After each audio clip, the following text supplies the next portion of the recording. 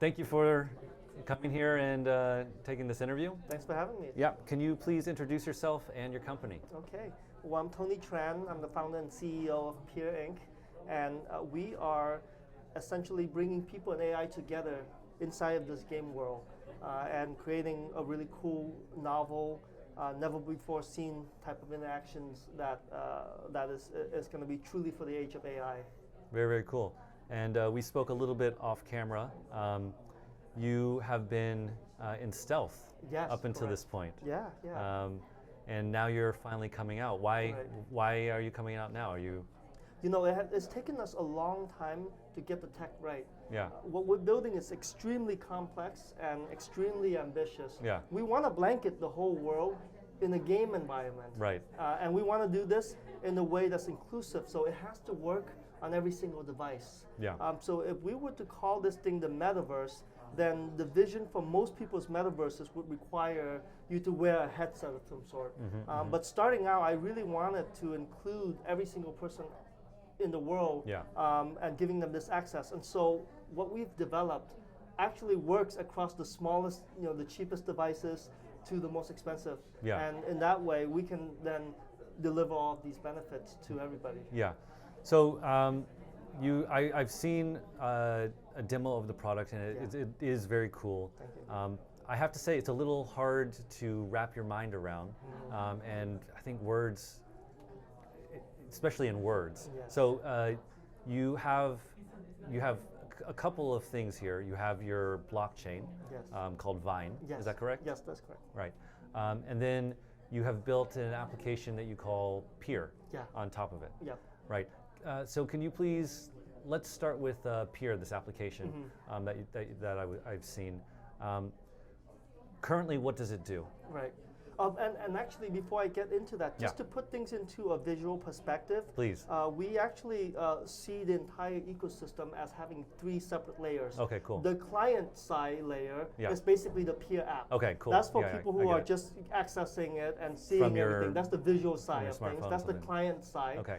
Then the server side, the server stack, is the world map, the game world that we're developing. Is the core of the game engine that we're serving across to the client, to what you see. Right. And then below that is powered by a very, very high-powered, high-performance blockchain called Vine. Okay. So that's the 3 stack. That's the client, server, and the Vine blockchain, which we call the ledger.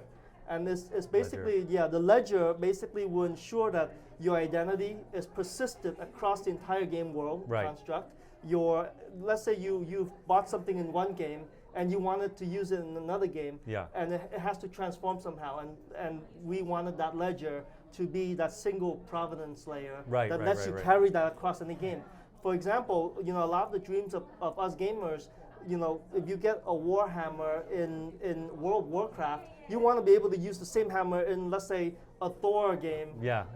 How can you do that? You can't do that today. Or COD. Yes, exactly. But the ledger can maintain that persistence so that it just transforms into a different asset of the same class. Right. And boom, you got the same thing. Yeah. And that makes it so much more fun. Very, very cool. Yeah. So follow-up question, of these 3 layers, just for my own benefit, which was the most difficult to develop? We've made a lot of mistakes across the year. Not really mistakes, but we're sort of failing forward.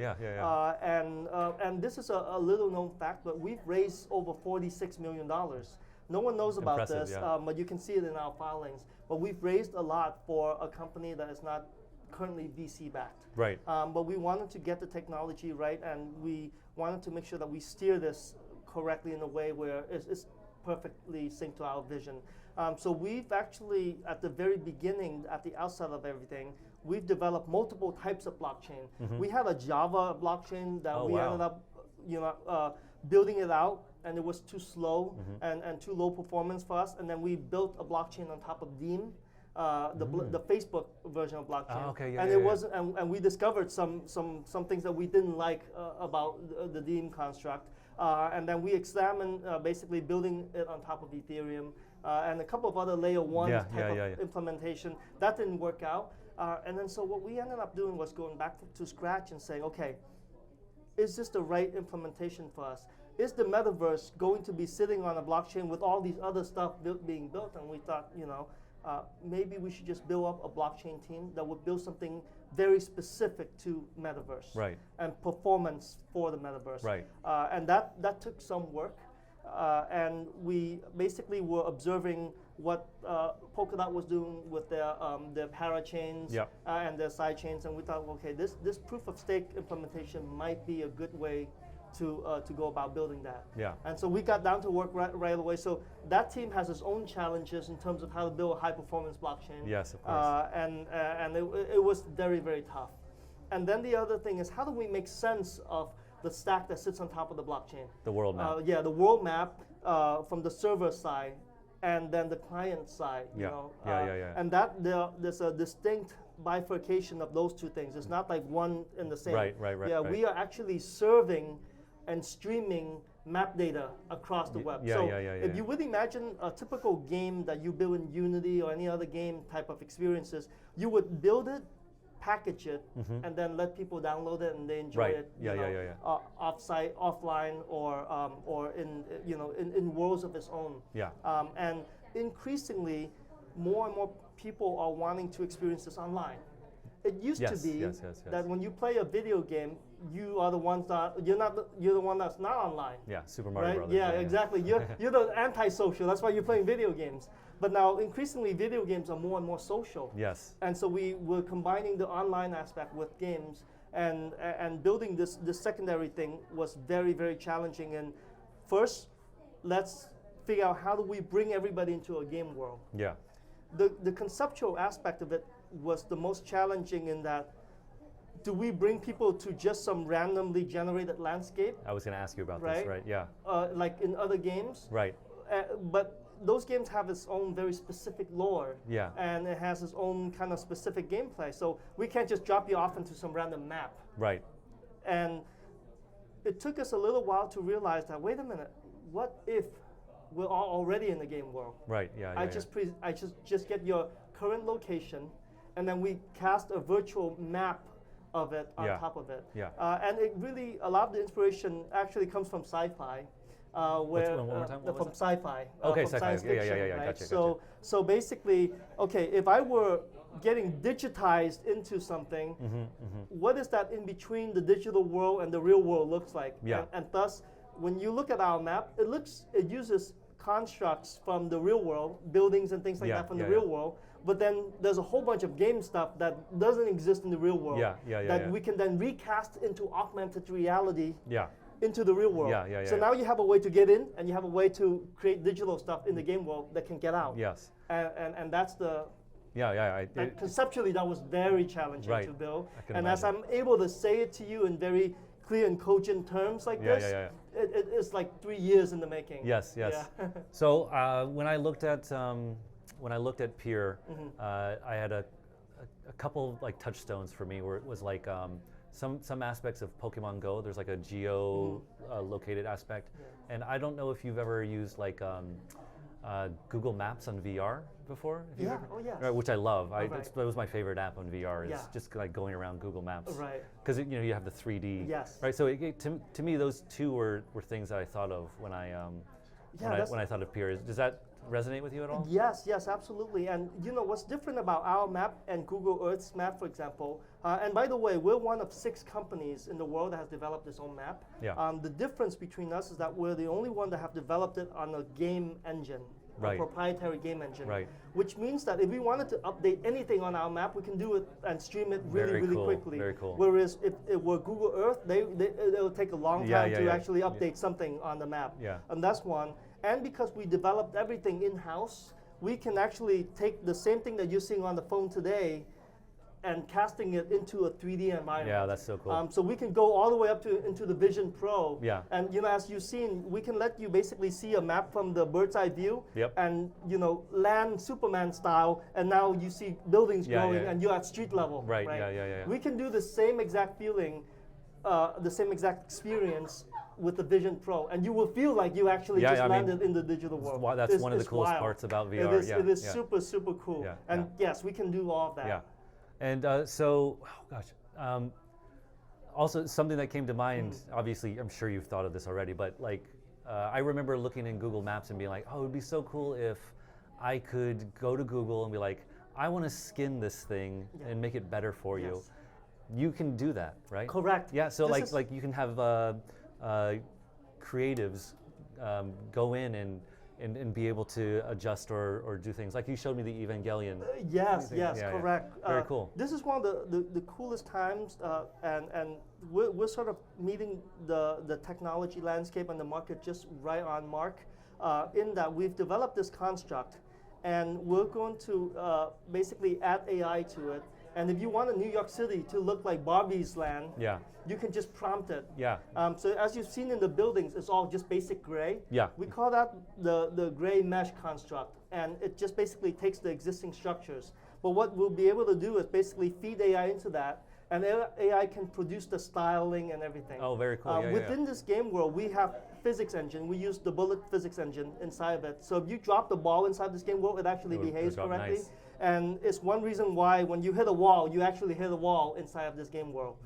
So we have actual physics rendering. We are also rendering correct celestial lighting. So when you were rotating the world, you see different places have nighttime. And if you go to a place where there's a sunset and you just leave the Pier app, the sun actually sets. Cool. Very, very so nice. It does all of that. There's moonlight, there's shadows, reflections, all of these different things you can actually do right inside the app. And anybody will have the ability to prompt worlds.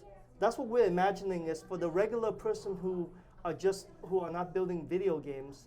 They would want to just build a cool fantasy and invite their friends into it. Or a small piece of it, right? A small piece of it. Oh, this is my neighborhood. Right. And then there are going to be power users who will really take it to heart, and they'll build incredible gameplay and incredible experiences that are just out of this world and create their own map, but it happens right in the real world. So kind of like a little bit, again, now another touchstone for me would be like Roblox. Yes, correct. Right, okay. It's Roblox, but you are not exiting out of different games. Exactly. You're not it's all happening in the same place. You're not going to. But in the future, if we had to basically load a very, very, a much deeper game, a game with more graphics, then it could serve as a launch pad.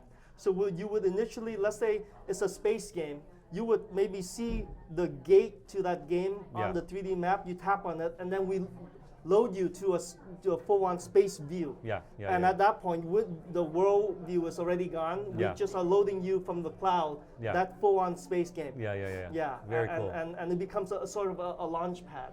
But it's what really is, with what we're trying to build, the ambition here is to really make sense of all this stuff around blockchain, around assets, around identity. How do we make it all make sense? That was like the thing that I had to grope on the most, and it's what's given me gray hair. When I started out, I didn't have gray hair. Tell me about it. Yes, and now it's but it feels so good to actually see this come to life. Oh yeah, you must be. I mean, Oh yeah. Very, very early on, when I showed this to people, they're like, or when I had shared this vision, and thank God we have some of the best investors in the world. They stuck it out with me through the difficult times of just, I'm sorry, but I only have this on a piece of paper. I've drawn it for you. Can you just also in here. invest in this, and then trust me, I'll take us there.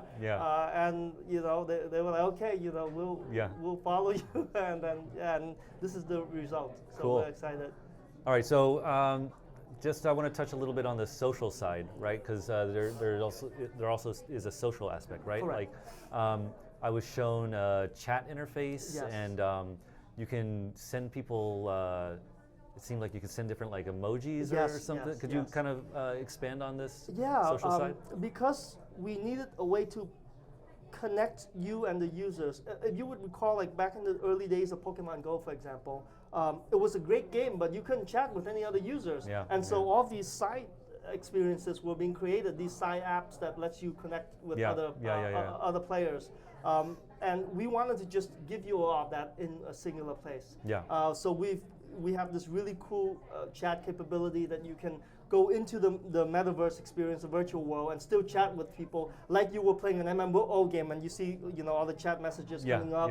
Or you can get out and just have a private conversation with somebody, with your family and whatnot. Right. And so some of these things are what's going to get most of everybody to come in and start experiencing. Right. If we came from just the perspective of, hey, this is a cool and novel thing, it's games, it's got AI and stuff, it may go over people's heads. Yeah. I wanted to be able to give people an experience where, if we truly made everything work in the way that we wanted, this experience would have a baseline thing of, okay, it's a game world. If I zoom in, but if I zoom out, I can still use this to chat, to track where my friends are. Yeah, and exactly. stuff like Seems that. to be very popular amongst young people. Not me, but amongst the young people. Yeah, but just to see where my friends are, who's playing what games, and being able to look for people's location, find places, see what's hot. Yeah, and then, and then at any given time, just jump in and boom, I'm in the game world. Very cool. Zoom out, I'm back out in the real world. Right. It's that transition that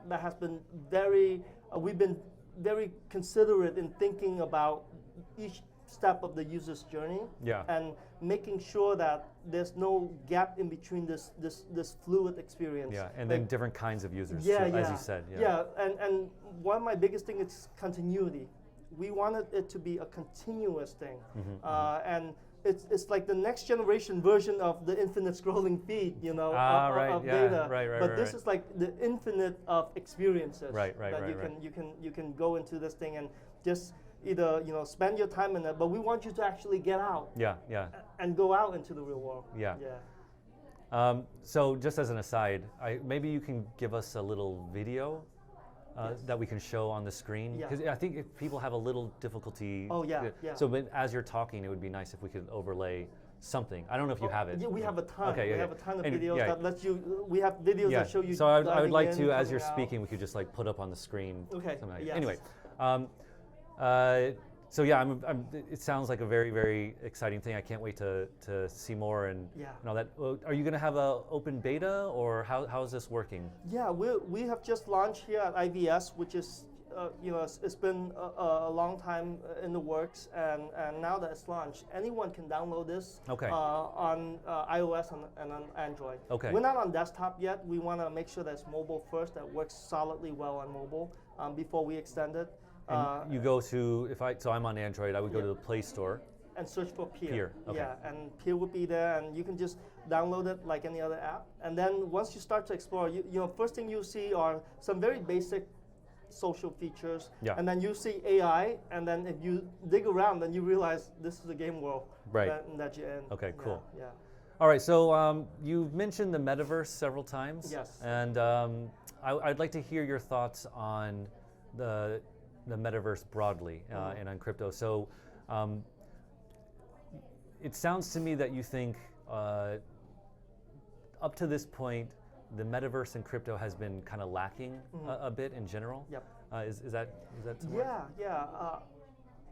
If I were to kind of high level summarize everything, I've seen 3 types of metaverses to date. The first one is a closed metaverse where it's more like a game. You can enter it and you're kind of stuck inside of that. Brands can enter it and they do their thing inside of it. It's more of a game type of experience. It's a closed metaverse. And then you have what's called the open metaverse. Projects like Lamina One are trying to build an open metaverse. And the open metaverse really is a very blockchain-focused type of metaverse. There's less of UI, there's more around NFTs and memes and things like that. That's particular to that. What we're building is a net new thing. We call it the mainstream metaverse. It's the metaverse that is often discussed in science fiction, like in Ready Player One, or in Free Guy, for example. So the mainstream metaverse is a much more complex and much more nuanced type of experience where it does require a lot more investment, a lot more thinking that goes into it. But more and more, this is where I see things going. Is really the mainstream metaverse, and it feels to me there's going to be a race soon of people trying to build the open metaverse. And if you look at where things are moving in the tech world, it's sort of indicating this. NVIDIA, they're building graphics cards, and they're building graphics cards that are orders of magnitude faster than all the rest. Where are they going with that? I mean, all that GPU, all processing, all of that GPU, all of that processing. Yes, it's great for AI, but it's going to be a very, very visual gaming type of experience. Yeah. And harken back to even the very early dates of computing, a lot of these major companies like NVIDIA, Microsoft, Apple, they all went out to serve the gaming market. Yeah, you know, that's where it is. And true, so, and then, you know, they've kind of, things have gotten a huge extension with the development of the web and all of that. And now it's coming back full circle. Yeah. And now you see the same companies leading the charge again. Yeah. And to what end is, I think we have an idea as Yeah. to a very, very, you know, all the world is a game and we're all gamers. Type of experience. Yeah. So you said the closed metaverse, open metaverse, and the mainstream metaverse. Yeah. So is the mainstream metaverse, is it more open or closed? Oh, that's a great question. It should be both. Okay. It should have an ability for you to see both the local view and the global view, and being able to intersect across everything. Yeah. That's really what the mainstream metaverse means. Yeah. Is for it should be more like cyberspace. Okay, I see. Anybody can come into it. Anybody can create in it, and are able to monetize their content. Are able to persist their identity across the board. Yeah. One of the coolest things that we're building, for example, and this came out of Tran, which is, you know, Alan Bradley basically created Tran as a doppelganger of him to help him build inside of the Tran world. Yeah. Right? When you enter our world, we let you create a doppelganger of yourself too. Cool. And this AI is going to help you build cool. whatever you want. Right, so you can, right. And this is the AI that will know and are connected to the entire system. Right. So it knows, you know, when we update the product or anything, it gets feed into that. Yeah. And now you basically have a partner to help you out with everything. Very cool. And that's like the first step to, after having one person that is a doppelganger of yourself, then both of you can then create teams of other people. You need a specialist in engineering. You need a specialist in game play. Yeah. You need a specialist in graphics. Those can all be AI agents. Right. And now you are one person team with your peer, Yeah. which is why the name of the app is called Pier. I see. You're with your peer, and now you and your entire team of AI agents are building these experiences that you can promulgate out into the open metaverse, Right. The mainstream metaverse, right? Yeah. Yeah. So that would mean that you could have like curated spaces and open space. Okay. Yes, I it could see. be closed, it could be open, and that's true in many of the, you know, there's just infinite space across the board. Yeah. When you look at our map, for example, if you zoom up and down, you can see different, we call it level of details. There's a level of detail here where you can see, you know, cloud cover, then here where you can see streets, and here you can see, you know, buildings. So we have all these different layers that basically, as you drill down, we can place anything along those layers, and it's good. Okay. Yeah. All right. Where do you see the metaverse going in the next couple of years? Oh, that's a great question. I see a lot of work in AI. AI is getting more and more sophisticated by the day. Yeah. It can understand and simulate physics now, and that's how it's able to do all of these different videos. Yeah. Oh, okay. So imagine when you shoot a video of bowling balls dropping. Yeah, of course. You have to basically drop them and then film them. Yeah. But how is an AI able to create that experience, and how are you able to say, make it drop harder? Make it break the floor. It has to understand physics in order to be able to simulate that type of thing. So this level of simulation, today, all of the AI stuff is just random stimuli. Yeah. It's cool to look at, and that's it. Yeah. But wait until you take that and you apply that into an environment. Now it's no longer just, you know, a flat thing that you post online. Now it's an actual experience. That can be applied. And so that's where the metaverse is going. Is if this mainstream thing is successful, if we are successful at building this, then this is the place where people and AI will come together, and it will basically lead us towards the type of metaverse that you could imagine that's in Ready Player One. That's a possibility. And that's actually my ardent dream, is to take us down to there. And what we've been doing is, okay, given what we know in sci-fi and in movies, how do you take that and backtrack to today? And will it look different? And of course it's going to look different. You know, if you look at some of the old sci-fi movies, like there's that one with Schwarzenegger going to Mars, like Total Recall. Oh yeah, Total Recall. Love that movie. So you remember what their futuristic phone looked like. It was just a pay phone with a screen. Yeah. Right? It didn't look like the iPhone. Yeah. Exactly, but that's, yeah. so sci-fi has some element of what they can only imagine at the time when it was created. Yeah, They can yeah, only yeah. imagine so far. And so from here, we've seen the movie Ready Player One. How do we start from here to build that? But what will it look like eventually? You know, is it going to be where everybody's going to be wearing this headset? You know, what will that walking thing look like? Yeah. Disney has just created this mat where you can walk multi-directional. Yeah, mat. I saw that. I saw that. That's one step towards that, and then now the Vision Pro, Right. if it gets lighter, and then and then we have this mainstream metaverse meeting those two technologies. Then boom, that's Ready Player One. Yeah. Very cool.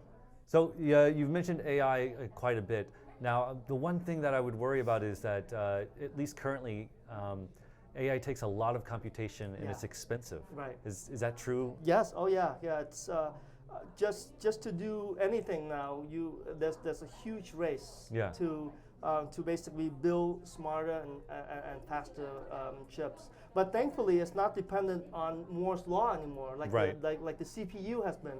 What they're doing at NVIDIA and what the rest of the industry are catching up to now is entirely different, an entirely different way of building GPUs. And then they're stacking it and doing all kinds of things to expand what it can do computational wise. But in time, I think we're going to be, once all of the servers in the world have been replaced with high-powered GPUs, then imagine if CPU-based servers now are serving up the internet. The internet is 2D, mostly text and images and videos. Imagine now it's all powered by GPUs. Okay. Now you're going to be streaming digital reality. The internet will become a 3D experience.